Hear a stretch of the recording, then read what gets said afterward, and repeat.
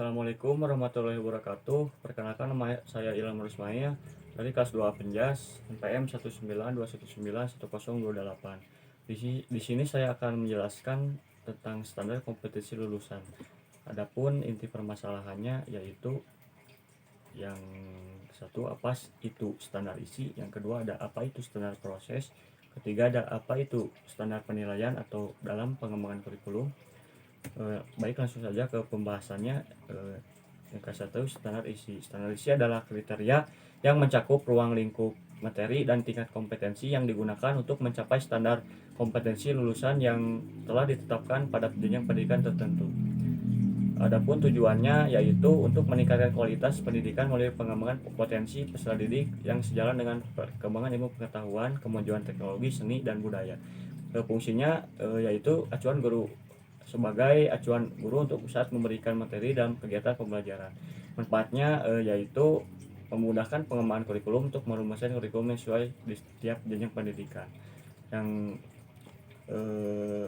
adapun penyusun standar isi, yang ke-1 tingkat kompetensi. Tingkat kompetensinya tingkat pendidikan anak itu jenjangnya TK atau RA. Tingkat pendidikan dasar itu jenjangnya SD, MI, SDLB atau paket A, SMP atau MTS atau SMPLB atau paket B. Tingkat pendidikan menengah jenjang pendidikannya SMA, MA, SMALB atau paket C. Selanjutnya ada standar proses. Berdasarkan standar proses pembelajaran pada implementasi kurikulum 2013, maka guru harus melaksanakan 3 tahapan, yaitu kegiatan pendahuluan. Kegiatan pendahuluan mula-mula harus dilakukan oleh guru pada setiap pendahuluan. Selanjutnya guru harus mengajukan beberapa pertanyaan terkait materi. Ketiga, setelah memberikan pertanyaan-pertanyaan, guru kemudian mengajak siswa untuk mencermati suatu permasalahan atau tugas yang akan dikerjakan. Yang terakhir ada kegiatan pendahuluan. Guru harus memberikan outline kecakupan materi serta penjelasan mengenai kegiatan belajar yang akan dilakukan oleh siswa.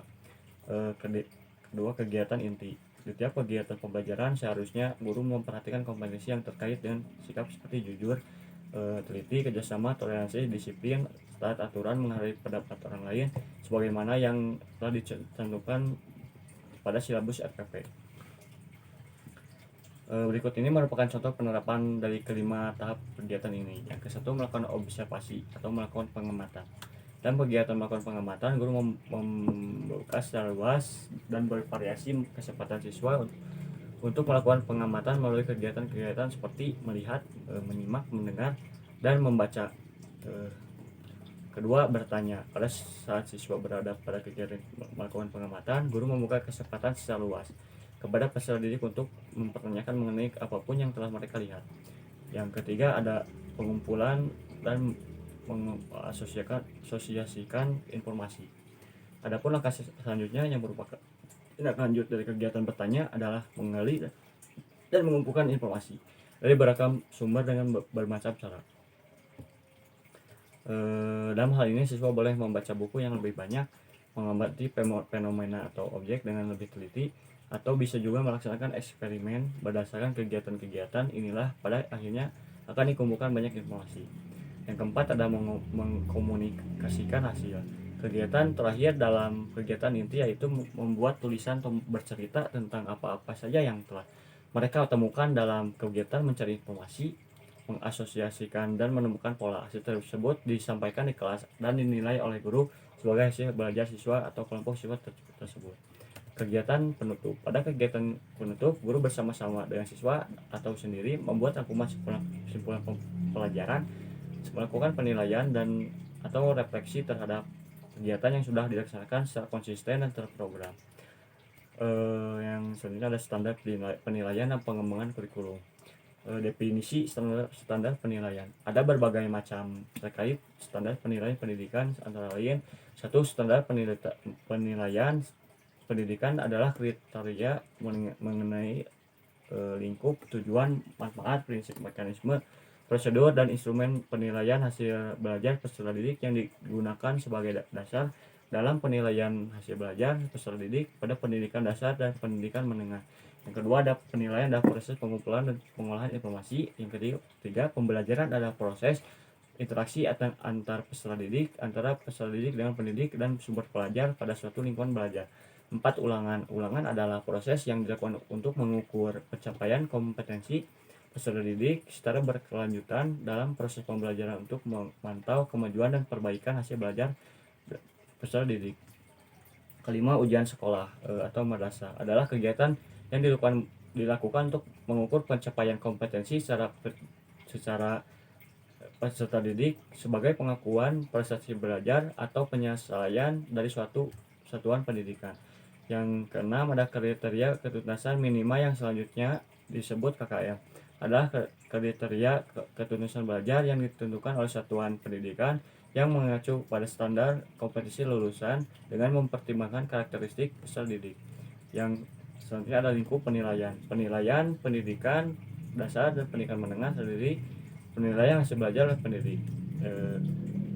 Dilakukan oleh pendidik untuk memperoleh informasi deskriptif mengenai perilaku peserta didik. Kedua, penilaian hasil belajar oleh satuan pendidikan dilakukan untuk mengukur penguasaan pengetahuan peserta didik. Ketiga, penilaian hasil belajar oleh pemerintah dilakukan untuk mengukur kemampuan peserta didik. Penilaian hasil belajar oleh pemerintah, kemampuan peserta didik menerapkan pengetahuan dalam melakukan tugas tertentu. Penilaian pengetahuan dan keterampilan sebagaimana dilakukan oleh pendidik, suatu pendidikan dan atau pemerintah. Tujuan penilaian penilaian hasil belajar oleh pendidik bertujuan untuk memantau dan mengevaluasi proses kemajuan belajar dan perbaikan hasil belajar peserta didik secara berkesinambungan. Prinsip penilaian sahih berarti penilaian didasarkan pada data yang mencerminkan kemampuan yang diukur. Objektif berarti penilaian didasarkan pada prosedur dan kriteria yang jelas, tidak dipengaruhi oleh subjektif penilai. Adil berarti penilaian tidak menguntungkan atau merugikan peserta didik karena berkebutuhan khusus atau perbedaan latar belakang, agama, suku, budaya, adat istiadat, status sosial, ekonomi, dan gender terpadu. Berarti penilaian merupakan salah satu komponen yang tak terpisahkan dari kegiatan pembelajaran. Terbuka berarti prosedur penilaian, kriteria penilaian, dan dasar pengambilan keputusan dapat diketahui oleh pihak yang berkepentingan. Menyeluruh dan berkesinambungan berarti penilaian mencakup semua aspek kompetensi dengan menggunakan berbagai teknik penilaian yang sesuai. Sistematis berarti penilaian dilakukan secara berencana dan bertahap dengan mengikuti langkah-langkah baku. Beracuan kriteria berarti penilaian didasarkan pada ukuran pencapaian kompetensi yang ditetapkan. Akuntabel berarti penilaian dapat dipertanggungjawabkan baik dari segi mekanisme, prosedur, teknik maupun hasilnya. Selanjutnya ada bentuk penilaian. 1. Penilaian hasil belajar oleh pendidik dilakukan dalam bentuk ulangan.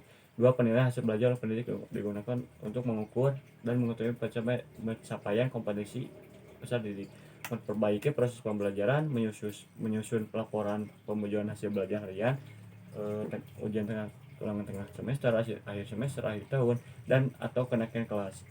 3. Pemanfaatan hasil penilaian oleh peserta didik sebagaimana dimaksudkan diatur lebih lanjut oleh Direktorat Jenderal terkait. Mekanisme penilaian. Mekanisme penilaian hasil belajar oleh pendidik, perencanaan oleh pendidik pada suatu perencanaan pelaksanaan pembelajaran SPP berdasarkan silabus. Penilaian aspek sikap dilakukan melalui observasi, pengamatan, dan teknik penilaian lain yang relevan. Penilaian aspek pengetahuan dilakukan melalui tes tertulis atau tes lisan. Penilaian keterampilan dilakukan melalui praktik atau produk, proyek, portofolio, atau teknik lain sesuai dengan kompetensi yang dinilai. Peserta didik yang belum mencapai KKM satuan pendidikan harus mengikuti pembelajaran remedi. Hasil penilaian pencapaian pengetahuan dan keterampilan peserta didik disampaikan dalam bentuk angka atau deskripsi. Selanjutnya ada instrumen penilaian. Instrumen penilaian yang digunakan pendidik dalam bentuk penilaian berupa tes pengamatan, penugasan perseorangan atau kelompok, dan bentuk lain yang sesuai dengan karakteristik, kompetensi, dan tingkat pengalaman peserta didik. Selanjutnya ada kesimpulannya. Standar kompetensi lulusan mencakup standar kompetensi lulusan satuan pendidikan SKL atau SP, standar kompetensi kelompok mata pelajaran atau SKMP, standar standar kompetensi atau kompetensi dasar SKKD. Standar kompetensi lulusan atau SKS atau satuan pendidikan adalah kualifikasi kemampuan lulusan yang mencakup pengetahuan, keterampilan, sikap yang digunakan sebagai pedoman penilaian dan dalam penentuan kelulusan peserta didik dari satuan pendidikan. Peraturan Pemerintah PP Nomor 32 Tahun 2013 tentang perubahan Peraturan Pemerintah PP Nomor 19 Tahun 2005 tentang Standar Nasional Pendidikan SMP menuntut adanya perubahan peraturan-peraturan tentang standar penilaian. Peraturan yang pertama adalah Peraturan Menteri Pendidikan dan Kebudayaan Nomor 54 Tahun 2013 tentang standar kompetensi lulusan SKL pendidikan dasar dan menengah. Yang selanjutnya standar kompetensi lulusan pendidikan dasar dan menengah digunakan sebagai acuan utama pengembangan standar isi, standar proses, standar penilaian pendidikan, standar pendidik dan tenaga kependidikan, standar sarana dan prasarana, standar pengelolaan dan standar pembiayaan. Mungkin cukup sekian penjelasan presentasi dari saya. Mohon maaf bila ada kesalahan. Billahi taufiq wal hidayah. Wassalamualaikum warahmatullahi wabarakatuh.